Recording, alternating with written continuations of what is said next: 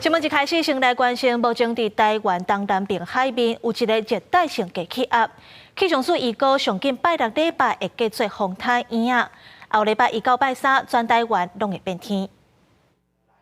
我们目前官方是这样子的预测图上面还是以轻度台风的等级为主，但是因为它这个环境其实蛮适宜它的发展的，所以当然也不排除它强度会再更往上一些。可是因为现在它其实没有真正的就是蛮有系统的增强，那所以真正后续它的强度到底如何呢？建议还是等到周末之后，它开始比较有明显的整合，那甚至成为台风之后呢，那这样的强度预估是比较有意义的。